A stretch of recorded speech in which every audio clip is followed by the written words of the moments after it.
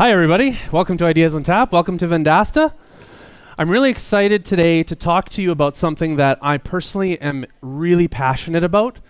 It's storytelling that moves people. And to put it in marketing terms, honestly, it's storytelling that converts, gets that result that we're looking for. So at Vendasta, we've been thinking very carefully about how do we create a formula that we can apply across any type of medium, any type of channel, and help us to tell stories that actually get results.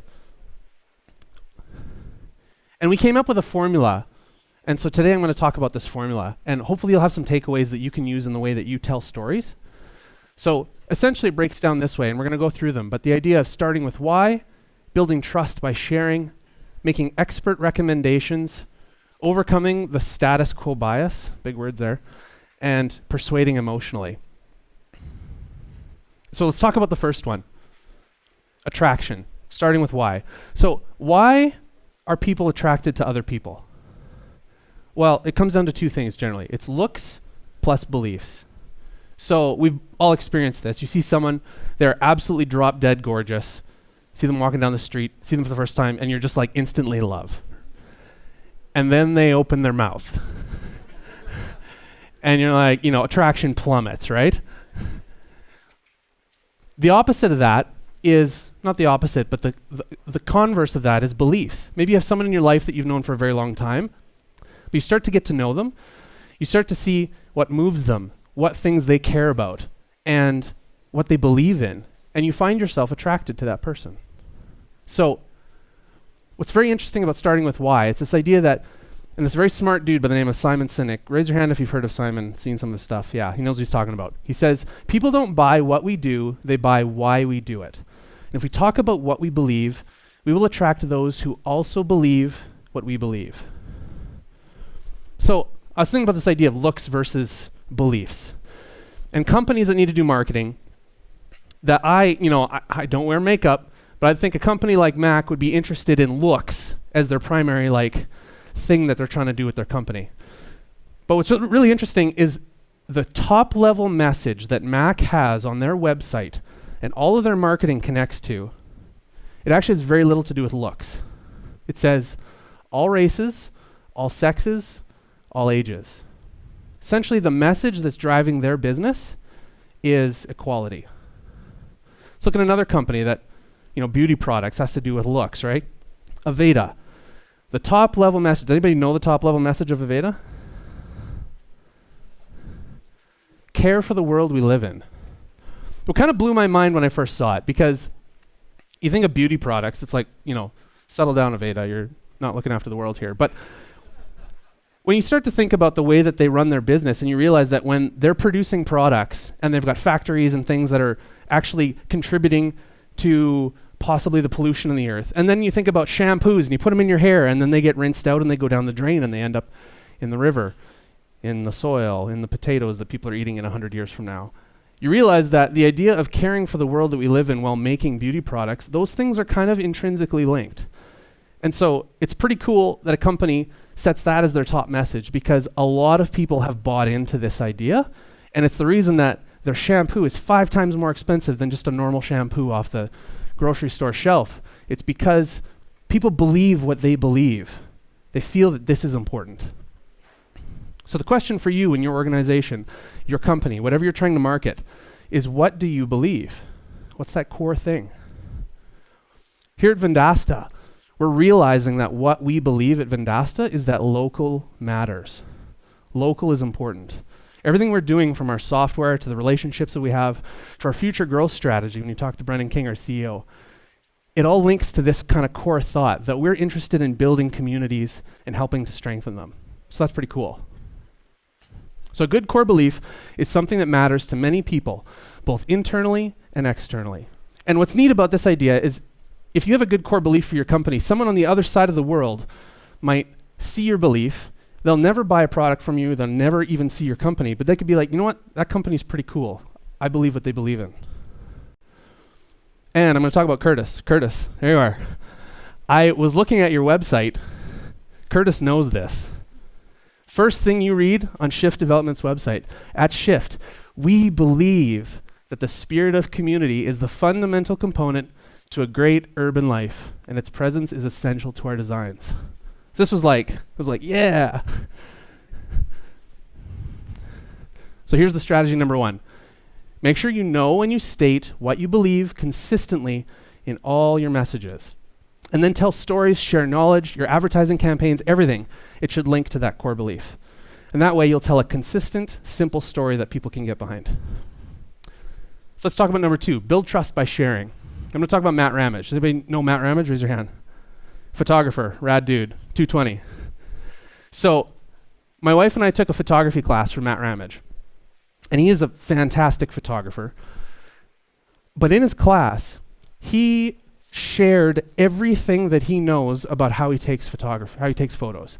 He was telling us his presets, the cameras that he uses, lighting tricks, everything. He just like unveiled it all. And I was like, Matt, like most photographers, that's kind of trade secret. Like you don't give all that up. Why are you telling all this? Are you afraid that these like 15 students were going to eat your lunch? And Matt said this, which is really profound. And it was like many years ago and it's really stuck with me. He said, no one will ever take a photo the same way that I do. I was like, okay, I could see that. And the reason is, same thing for you. No one's going to do what you do at your company because they don't have your experience, they don't have your wisdom, they don't have your style, and they don't have your history. And ultimately, all of this stuff leads to trust. It leads to customers trusting one business over another. So the way that you earn this trust, really, story strategy number 2, build trust by freely sharing everything you know with everyone. Okay, number 3, expert recommendations. This one came from Brian. We were having a chat. We were talking about beer. And when you go to the bar, go to a lounge, you maybe don't know what you want to drink. And so you say to yeah, I want a beer, but I kind of don't know what I want. So at that point, say you're over at Winston's, you don't want the waitress or the waiter to be like, okay, well, here are the 172 beers that we have. Right? That's horrible. Honestly, what people are looking for is for someone to hear them, hear their needs and wants, and then make a recommendation. So you feel like a light or a dark? Light. Do you want something citrusy? Yeah, that sounds great. You know what? I'd recommend Kronenberg. We have it on tap. It's delicious. That sounds great. I'll have that. So it's this idea that people don't want to know all the options. They want someone to hear their wants and needs and then make an expert recommendation. So at Vendasta.com, we've been doing this actually. On the homepage, it's really difficult to do this in a digital way. If you can do it in person and you have face-to-face conversations with how you sell or do your brand, you can do this. But when you're doing like a digital conversation, it's very difficult. One of the things that we saw that worked and is actually helping is this idea of a Mad Lib. So on our homepage, when you land there, we have a small digital conversation with the person and say, hi, how can we help you? And we have a few options there, and someone can pick that, and then they get sent to a recommendation. They get sent deeper into the site, straight to the thing that they said they're looking for, and we don't dump everything on them. What's cool about this Mad Lib on our homepage is we've seen demo requests go up by 15% and bounce rates go down by 13%. So it actually has had an impact on our bottom line, essentially. And the second part to this is be a good listener. So if you're collecting information digitally, you're having conversations with people, make sure you record it. Make really good notes because it's super frustrating if you have multiple touch points across your brand and they keep asking you the same question over and over again. So the trick is to make sure it's recorded and then it's in a place where whoever's making the next touch point, they can quickly reference it. They can say, oh, you know what? I was just thinking about you. I saw that last time you were here, you were interested in X, Y, and Z. Let's talk about that. It's like, oh man, they were listening to me. That's great. So story strategy number 3, communicate 2 ways, find out and understand an individual's wants and needs, ask once and listen, and then make a recommendation. Don't present all the options. Number 4, and this one's fantastic. Who is all of our biggest competitor? Any ideas? Ourselves. Lots of people say, yeah. It's aversion to change. It's people ending up making no decision. 60 to 80% of people end up making no decision. So this comes from Tim Reister, a researcher with Stanford University. And he has a really great couple of videos that he did at talks this year about this whole thing.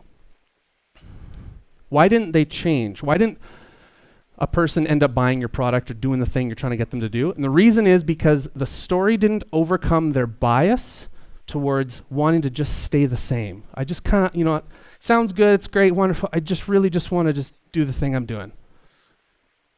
So this is a hard one to overcome because honestly, there's like this sticky, gooey sludge on top of everyone that if they want to, they're going to have to like pull themselves out of it to like buy a new product or to do a new thing. So we have to overcome that somehow with your marketing message. You have to tell a why change story. So there are 4 things to overcome. And your story has to meet and beat all 4 of these blockers according to our researcher, Tim. So here are the 4 blockers. We're going to talk about number 1. First thing people say is, you know what, my needs are being met right now. It's good enough, I'm good. The way you overcome this is by introducing an unconsidered need.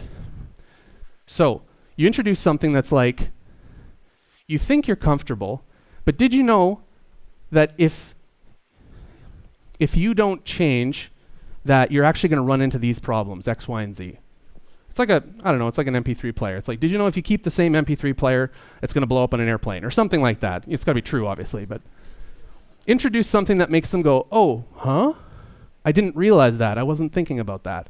And often the reason we create products and we have things that we're trying to sell is because they're solving this need for some people and the rest of them just haven't considered it yet, right? So you have to introduce that unconsidered need to kind of destabilize someone's comfortable feeling. The second one is, I want to change, but I feel safer staying the same. How do you overcome that one? We show how the cost of staying the same is actually higher than the cost of them changing. So yeah, it costs some money to get our product or to do our thing, but if you stay the same, it is going to cost you this much in lost revenue. It's going to cost you this much time. So you have to reveal this cost of staying the same as being higher. Number 3, contrast. So if a person wants to change, then they may not see clearly how your product or your service is different from what they're currently doing, or it's different from the competition. So the way you beat that is by showing clear visual contrasts, current state versus future state. So here's what the old method of doing the thing was, and here's the new method. And it has to be visual, and we're going to talk about that on the 5th point. There's some science behind that. So number 4 that we have to overcome is this idea that I'm going to regret this. It's like, yeah, it sounds good. Yeah, I'm going to want it. But in the back of my mind, I don't know if this is going to, I'm just...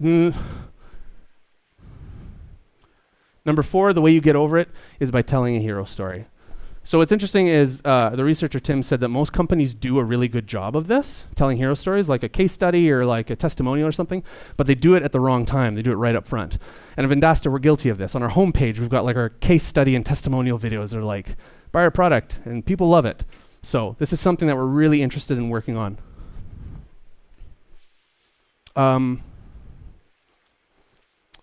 Funny thing is, you've experienced this formula in action. Hey, it's Vince with Slap Chop. You're going to be in a great mood all day because you'll be slapping your troubles away. Stop having a boring tuna, stop having a boring life.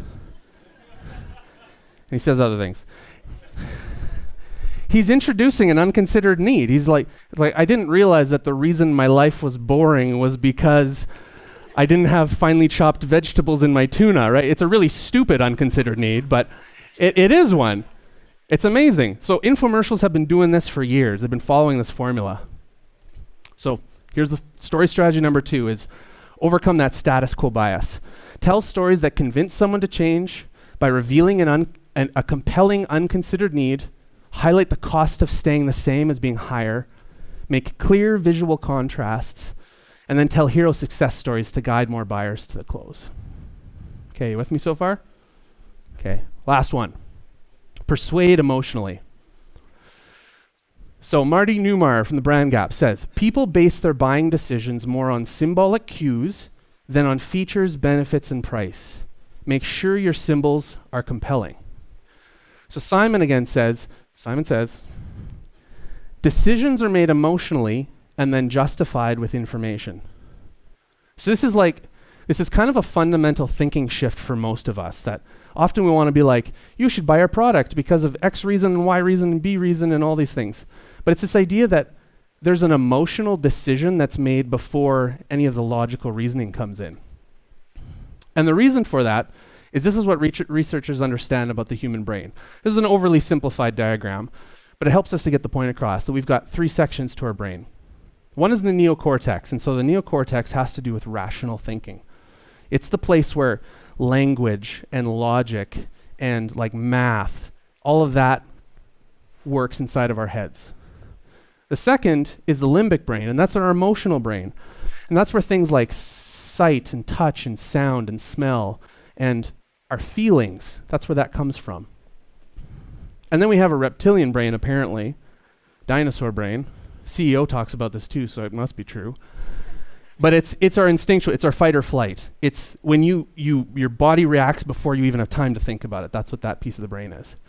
So what's interesting about the brain is that the emotional part of the brain that makes decisions to change craves visual contrast.